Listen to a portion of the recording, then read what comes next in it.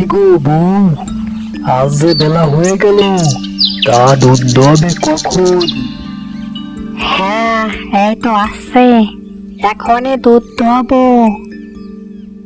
ওদিকে গঞ্জে হাট মিলে গেল, আজ একটু বেশিই দেরি হয়ে গেছে। বেশি দেরি হলে আবার দুধ বিক্রি হবে না।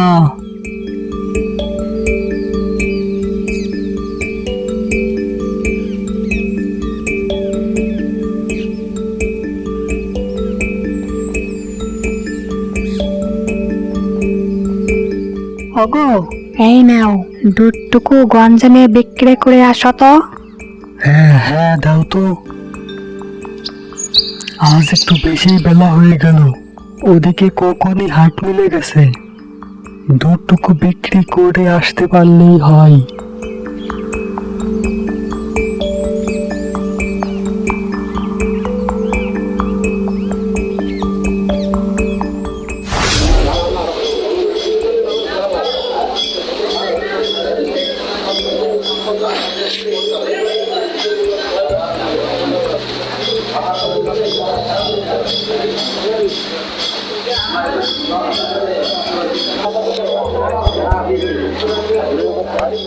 আহারে, কত সুন্দর নাদুস নুদুস হাঁস। দেখতেই যেন জিভে জল চলে এলো।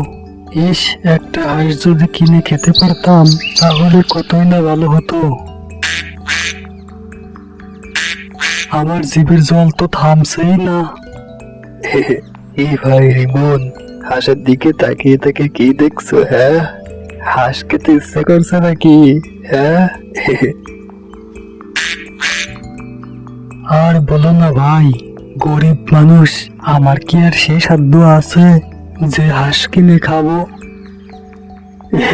কিন্তু খেতে পারলে মন্দ হতো না। রিমন ভাই, তুমি ওই হাঁস দেখেই যাবে, কিন্তু কিনে খেতে পারবে না। ওভাবে বলো না রতন ভাই, কথাটা শুনে বুকের ভেতর কেমন যেন বাড়ি দিয়ে উঠলো। যদি থাকে নসিবে, তাহলে দেখবে আপনা আপনি আসিবে।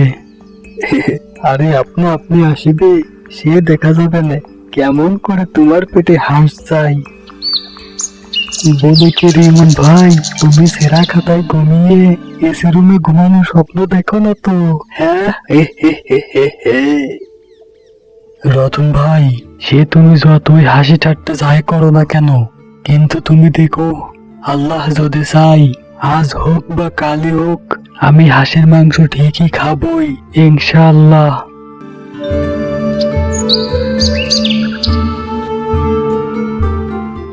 হ্যাঁ, এই যে খোকামনি, আসো আমার থেকে দুধ নিয়ে যাও। আমার গরুর দুধ একবার খেলেই বারবার খেতে মন চাই। কাকা, তুমি শুধু মুখে ফটর ফটর করো, কাজের বেলায় কিছুই না। গতকাল তুমি আমাকে যে দুধ দিয়েছিলে, সকল দুধই নষ্ট হয়ে গেছিল। আমি তোমার থেকে দুধ নিব না, মা বলেছে রিমন কাকার কাছ থেকে দুধ নিতে।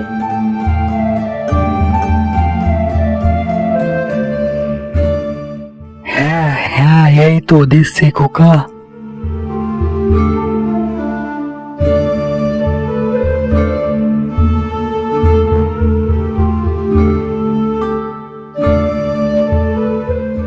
রতন ভাই, আমি তোমাকে আগেই বলছি, তুমি দুধে পানি আর পাউডার মিশিও না।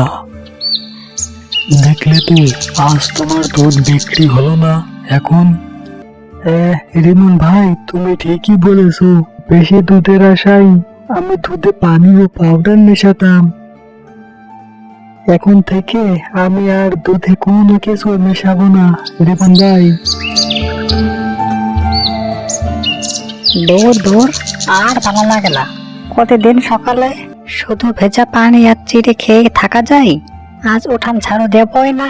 ও বেটা আজ বাড়িতে আসুক, বলবো প্রতিদিন সকালে কোনো না কোনো নাস্তার ব্যবস্থা করতে। নয়তো আমি প্রতিদিন সকালে আমি এতগুলো কাজ করতে পারবো না। কাজ কি আর একটা দুটা?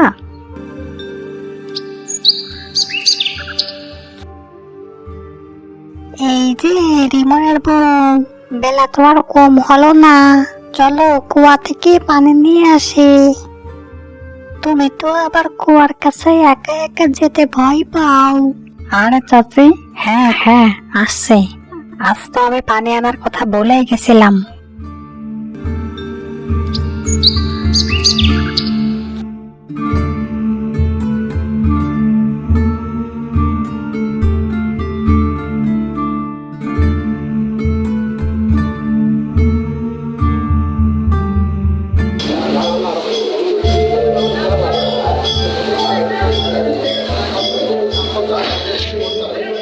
আজকে দুধ বিক্রি করে যে টাকা পেয়েছি তা দিয়ে তো আর হাঁস কেনা সম্ভব নয়।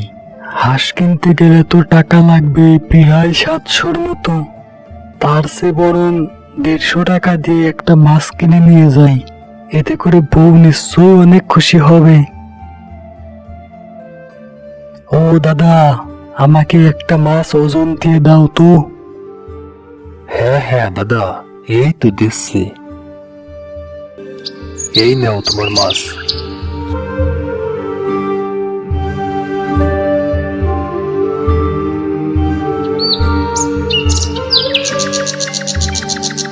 বউ, ওই তুমি, এই দেখো কি এনেছি।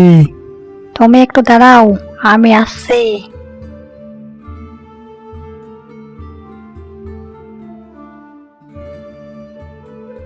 এই এই দেখো বউ, কত বড় একটা মাছ এনেছি। ও মা গো, এত বড় মাছ! হ্যাঁ গো, তুমি যে অনেক দিন পর আজ এত বড় মাছ কিনে আনলে। বউ কি বলবো আর দুঃখের কথা, আজকে গঞ্জে কিছু হাঁস উঠেছিল। হাঁসগুলো দেখতে অনেক নাদুস নুদুস ছিল। হাঁসগুলোকে দেখে আমার জিভে জল চলে এলো। তাই ফিরতে সময় ভাবলাম আমার কাছে তো হাঁস কেনার মতো টাকা নেই। এই জন্য দুধ বেচে যত টাকা হয়েছিল ওখান থেকে কিছু টাকা দিয়ে একটা বড় মাছ কিনে এনেছি। মাছটা আমার কাছে দাও তো, এখন রান্না বসাবো।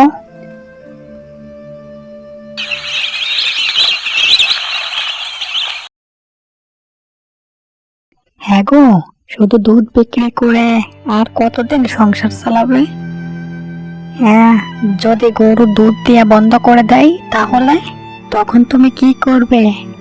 বউ, আমি যে এই কথা ভাবিনি তা কিন্তু না। আমি ভেবে নিয়েছি আগামী কার্তিক মাসে কিছু ফসলি জমি লিজ নেব, আর চাষবাস শুরু করব। হ্যাঁ গো, তুমি তাই করো, তা না হলে যে আমাদের পথে বসে যেতে হবে। আর হ্যাঁ, তুমি কিন্তু প্রতিদিন সকালে নাস্তার ব্যবস্থা করবে। প্রতিদিন সকালে ওই শুধু ভেজা চিড়ে খেয়ে কাজ কাম করতে একদমই মন চায় না। কি আর করব বউ, তুমি তো দেখতেই পাচ্ছ গরুটা দুধ বিক্রি করে আমাদের সংসারটা চলে। এছাড়া তো অন্য কোনো ভাবে আমাদের হাতে টাকা আসে না বউ। ওইটুকু দুধ বিক্রি করে আর কয় টাকা পাওয়া যায় বউ? সে আমি এত কথা বুঝি না বাবা, তুমি যেভাবেই হোক একটা ব্যবস্থা করবে। এভাবে সকালে আর কতদিন না খেয়ে থাকবে? আমি কিন্তু এভাবে আর সকালে না খেয়ে থাকতে পারবো না, এই বলে দিলুম। এখন ঘুমাও তো, আমার প্রচন্ড ঘুম পাচ্ছে।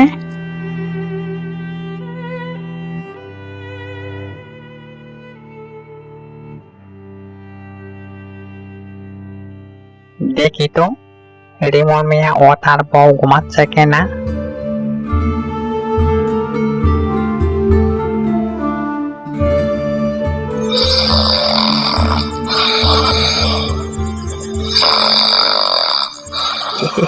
এই তো ওরা দুজনে ঘুমাচ্ছে। এখনই ওদের ঘরে ঢুকে সব কিছু চুরি করে আনতে হবে।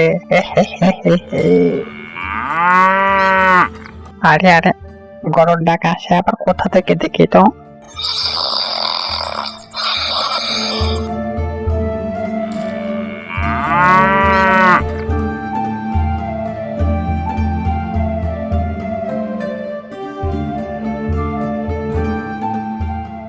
ওরে বাপরে বাপ, এত বড় দুধ লাগাই, এটা বেচতে পারলে তো অনেক টাকাই পাবো।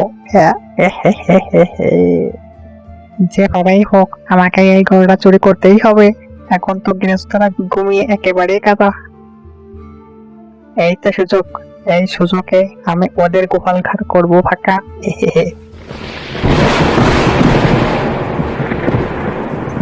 এই যা গেল পড়েছে। বৃষ্টি যে আর সারা সময় পেল না। এখন তো আর কোনো চুরি করা সম্ভব নয়। চুরি করলেও তো গৃহস্থরা পায়ের ছাপ দেখে দেখে আমাকে ওরা ধরে ফেলবে। তার চেয়ে বরং কালকে ঠিক এই সময় এসে গরুটা একেবারেই খেয়ে দেবো। আজকের মতো চলে যাই।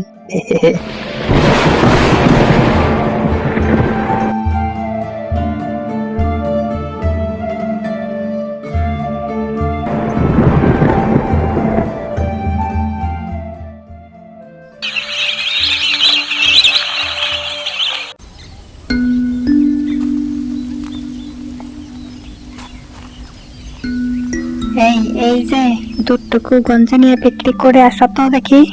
বেশি দেরি করলে যে আবার দুধগুলো নষ্ট হয়ে যাবে। হ্যাঁ হ্যাঁ, বউ দাও তো, বেশি দেরি করা ঠিক হবে না।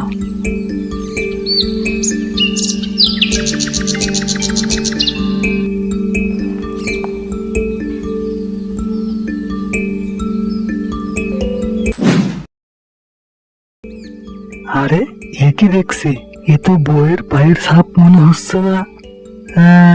বউ তো রাতে গোয়াল ঘরের সামনেও আসে নাই, তাহলে তো অন্য মানুষের পায়ের ছাপ।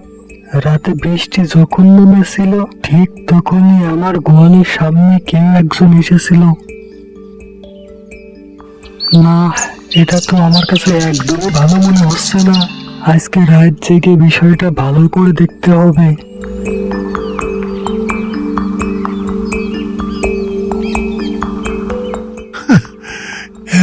এতগুলো লোক থাকতে আমার বাড়ি চুরি হয় কি করে? হ্যাঁ, এত আমি ভাবতেই পারছি না।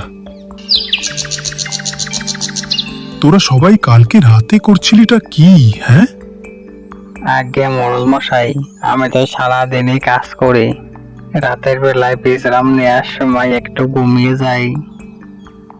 সারাদিন খাটাখাটনির পরে রাতে চোখটা যে লেগে আসে মোড়ল মশাই, আমি একদমই আলা পাইনি। যদি আলা পেতাম তাহলে চোর বেটাকে ধরে ফেলতাম। আর দারোয়ান সাহেব, তুমি কি করছিলে যে তোমার চোখ ফাঁকি দিয়ে চোর বেটা আমার ঘরে প্রবেশ করলো? হ্যাঁ, আজ্ঞে মোড়ল মশাই, চোর বেটা বাড়ির সামনের গেট দিয়ে প্রবেশ করেনি। এটা আমি নিশ্চিত করে বলতে পারি, কারণ সারা রাত জেগে আমি গেটের সামনে পাহারা দিচ্ছিলাম। মোড়ল মশাই, চোর বেটা নিশ্চয়ই আপনার বাড়ির পেছনের দেওয়াল টপকে ঢুকেছে। হ্যাঁ দারোয়ান সাহেব, তুমি ঠিক কথাই বলেছ। চোর বেটা নিশ্চয়ই পেছনে দেওয়াল টপকে আমার বাড়িতে ঢুকেছিল।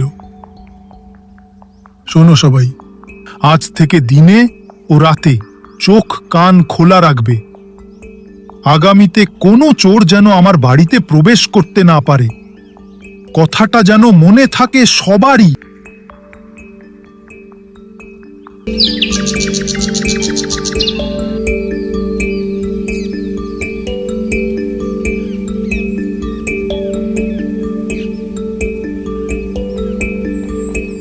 চাচা, আমাকে শক্ত দেখে 1 কিলো রশি দাও তো দেখি।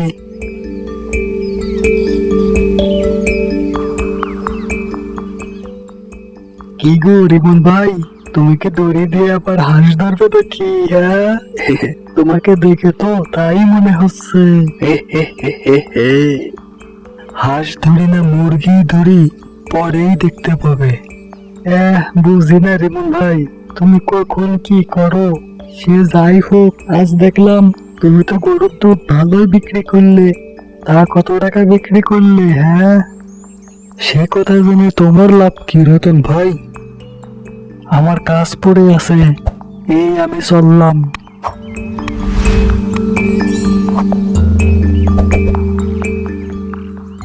আরে এ কি, এটা মনের আবার কি হলো?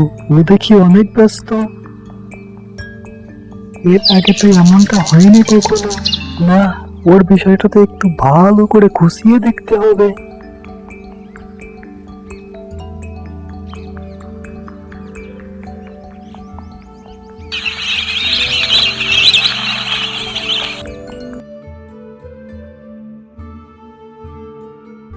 আগে দেখে নেই গৃহস্থরা ঘুমিয়েছে কিনা।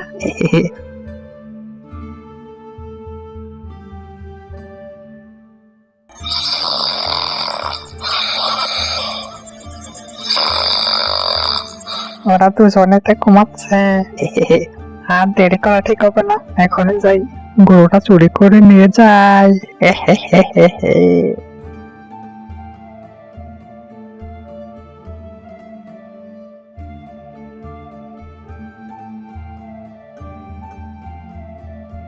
চোর বেটা মনে হচ্ছে আমার গোয়ালে ঢুকেছে, বেটাকে দেখাচ্ছে মজা। বউ এসো তো আমার সাথে।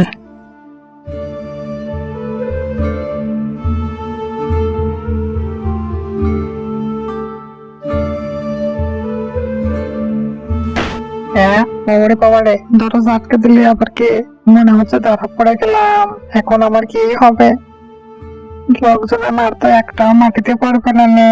এবার বুঝি লোকজন আমাকে পিটিয়েই মেরে ফেলবে। হ্যাঁ, বউ তুমি বাইরেই থাকো, আমি ভেতরে গিয়ে চোর বেটাকে রশি দিয়ে বেঁধে ফেলি।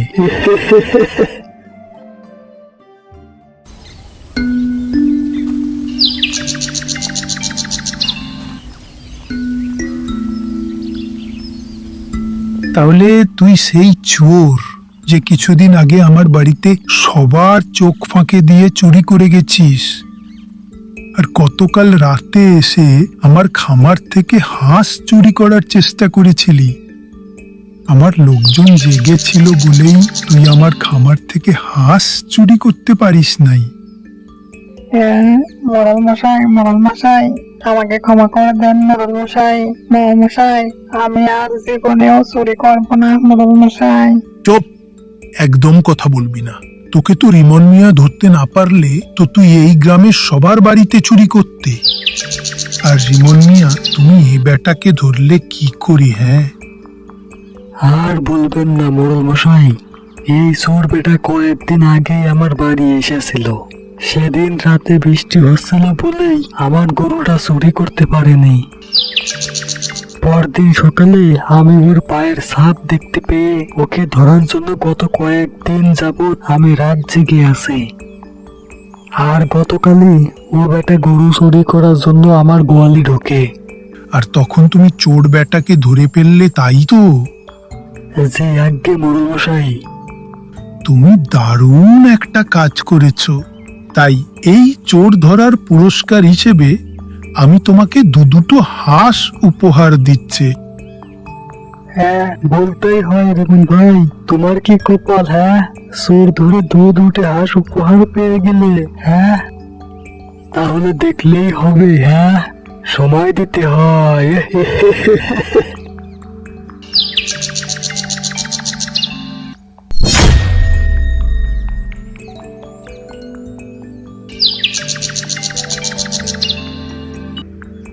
কি গো বোন, এত সকাল সকাল আজ রান্না করলে?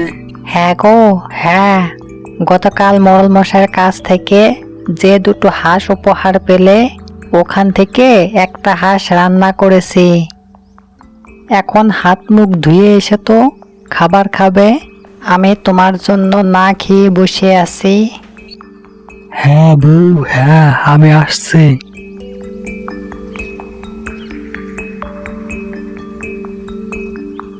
বন্ধুরা, এই গল্প থেকে কি শিখলে? এই গল্প থেকে শেখা গেল সাবধানের মার নেই, আর সব সময় সতর্ক থাকলে নিজেরই কল্যাণ হবে। বন্ধুরা, গল্পটি ভালো লাগলে লাইক, কমেন্ট ও সাবস্ক্রাইব করতে ভুলবে না। সাবস্ক্রাইব করার জন্য ধন্যবাদ সবাইকে।